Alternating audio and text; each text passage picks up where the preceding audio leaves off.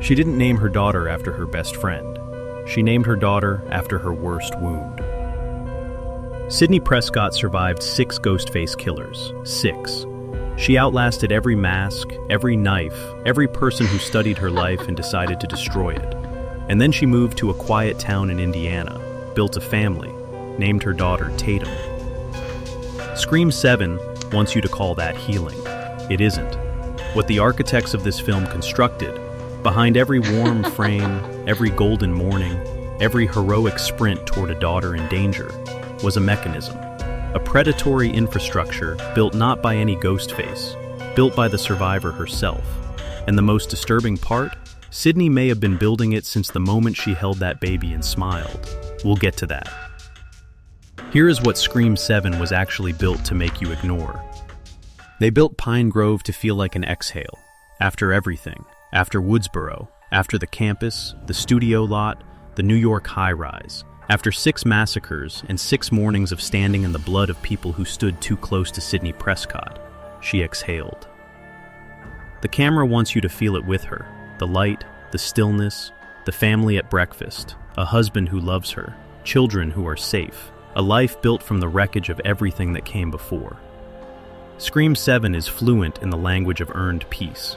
Every shot of that Pine Grove house is warm. Every frame of Sidney Evans, not Prescott, Evans, is bathed in the cinematographic vocabulary of the survivor who finally won. And you believe it, because you want to, because you have wanted Sidney Prescott to be safe since 1996. But look at what the camera placed in the frame while it was busy being warm. Look at Sidney's eyes, not at her smile, at her eyes. She is watching the door. Not watching it close, watching it. The door is shut. Tatum is gone. Sidney is still watching. This is not the behavior of a woman at peace. This is the perpetual peripheral surveillance of a woman who has spent 17 years making sure she knows exactly where the girl named Tatum is standing. Hypervigilance is not protection. Hypervigilance is rehearsal. Imagine a woman so fluent in survival that her body has stopped distinguishing between protection and preparation. Imagine that woman naming her firstborn daughter after a corpse, not out of malice, out of love, out of grief so deep and so unprocessed that it became structural, architectural, the load-bearing walls of an entire life. That smile. The architects of this film frame it as tenderness. Watch it again.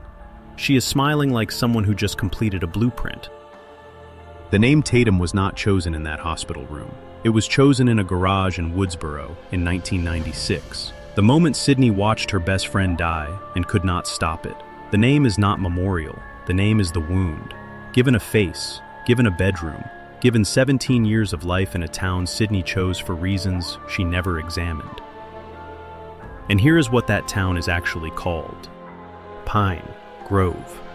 Pine is the wood of coffins. A grove is enclosed, contained, watched. The town Sidney chose, the town she drove her family into and called a new beginning, is named, in the language of its own landscape, after burial. The architects did not choose this name carelessly. In the Scream universe, names are architecture. Woodsboro, the wood that surrounds, the borough contained within it. Pine Grove, the forest, the enclosure. Sidney didn't escape Woodsboro's structure when she moved to Indiana. She reproduced it. Same enclosed geography, same small-town social visibility, where a stranger is noticed within days. Same acoustic intimacy, where the sound of breaking glass carries 3 houses. She changed the state. She did not change the stage. And then there is the man she chose to stand between her family and what was coming, a police officer. Think about the infrastructure of that choice. In 6 Scream films, across 30 years, one character represented institutional protection more than any other. Dewey Riley. Stabbed, shot, gutted, mourned. Dewey Riley was the franchise's most thorough proof that the badge does not arrive in time. It arrives after. Watch how Mark is shot. Every domestic scene, every family moment. Mark is entering. He is pulling into the driveway, coming through a door, stepping into a room where Sidney and Tatum are already there. He is never already present. He is always the person who arrives. Sidney did not choose a protector. She chose the archetype that her own survival story has spent 30 years proving cannot protect. And then Gale arrived. Courtney Cox returns as Gale Weathers, now reflective, the film tells us, chastened, self-aware about her decades of sensationalizing Sidney's trauma. Watch what the camera does the moment she steps into Pine Grove. The frame widens. Every scene before Gale's arrival was intimate, compressed, close, the visual language of a hidden life. The moment Gale appears, the world gets larger. This is not warmth, this is exposure. Gale Weathers has always been a broadcast. Every ghost face since 1996 has been, in some measure, a student of what Gale published. Her books, her broadcasts, her reconstructions of every massacre, delivered in the vocabulary of journalism but functioning as mythology. She did not just cover Woodsboro, she built the canon that made Woodsboro replicable. And now she has walked into the town where Sidney Evans has been successfully anonymous for years. Her face is the signal flare. Her presence announces to every archivist who has studied her work, Sidney is here. Someone was already watching. Someone who had spent months, possibly longer, cataloging the voice of a man who died in 1996, training an artificial system on his cadences, his rhythms, the specific frequencies of cruelty most likely to reach Sidney fastest. Building a voice deepfake requires an archive, not a clip, not a recording, an archive. Hours of source material, organized, cross-referenced, built with the patience of someone who has been thinking about Sidney Prescott for a very long time. The knife is improvised, the archive is devotional. And Sidney, without knowing it, had been building her own archive for 17 years. There is a character in Scream 7 who can see the mechanism. She has always been able to see it. The film has never let her finish the sentence. Mindy Meeks Martin, the franchise's in-universe theorist, the one who names the rules, the one who articulates what kind of horror story they are living inside. Watch her blocking. She is never at the center of a shot. She observes from the edge. The camera gives her intelligence. It gives her space to speak. It does not give her the conclusion.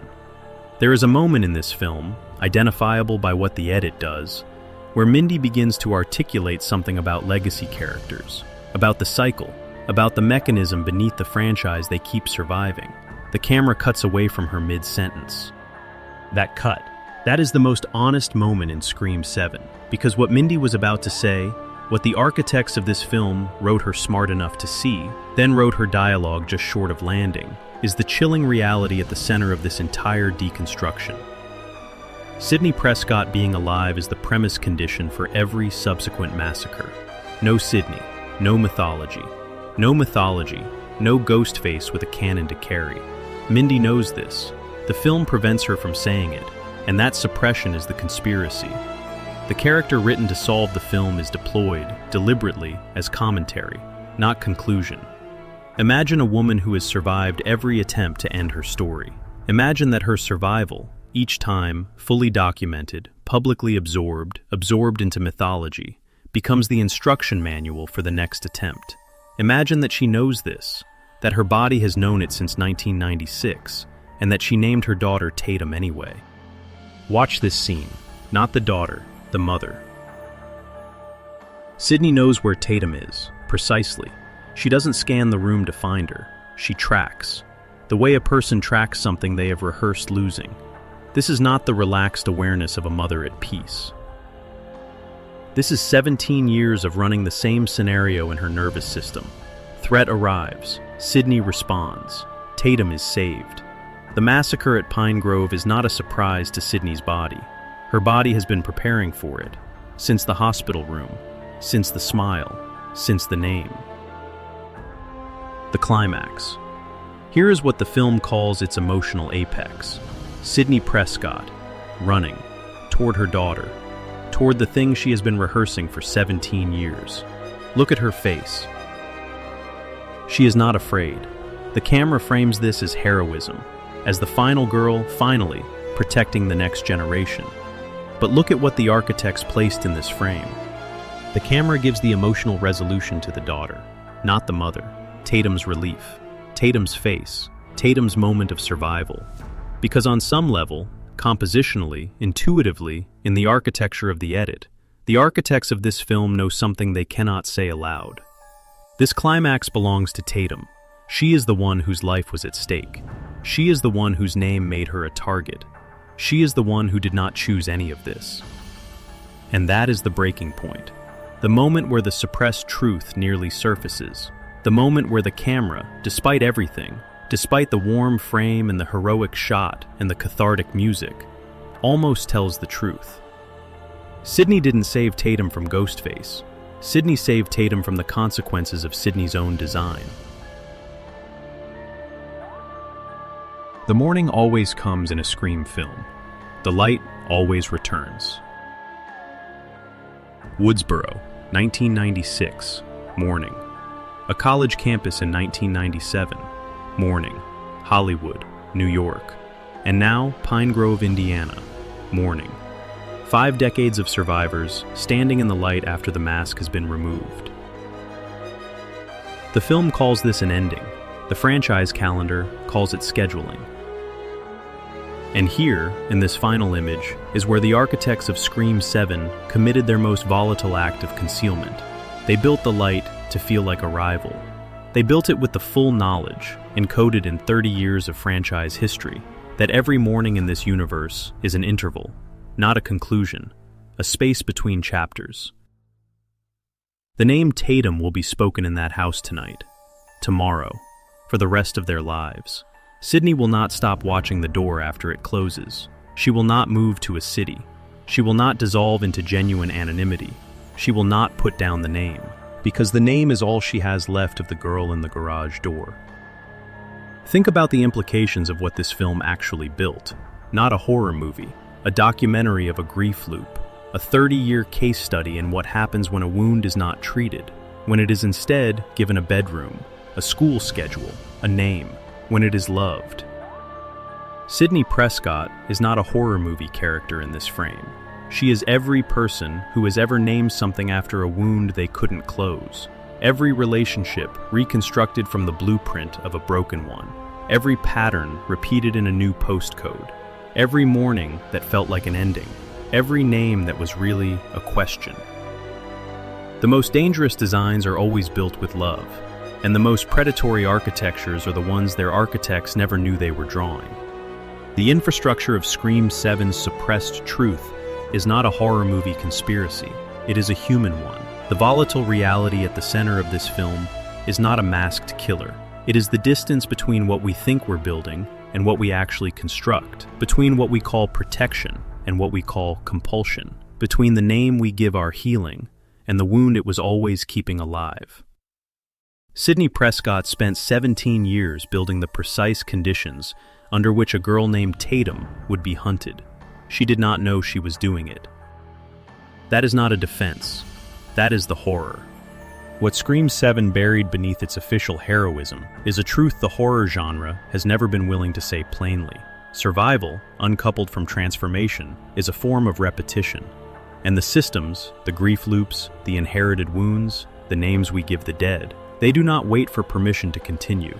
They simply find the next generation and introduce themselves.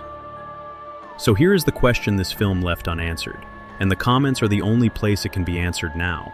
Was Sidney Prescott a victim of the cycle, or was Sidney Prescott the cycle? Because those are not the same thing, and the difference matters more than any Ghostface the franchise has ever unmasked. If this truth disturbed you, good. That means you were paying attention. Scream 7 gave you a mother saving her daughter. The Pulse gave you the blueprint she built to make that moment necessary. Smash like, subscribe to the Pulse Cinema, because the dark truths don't end here. The Pulse has more waiting.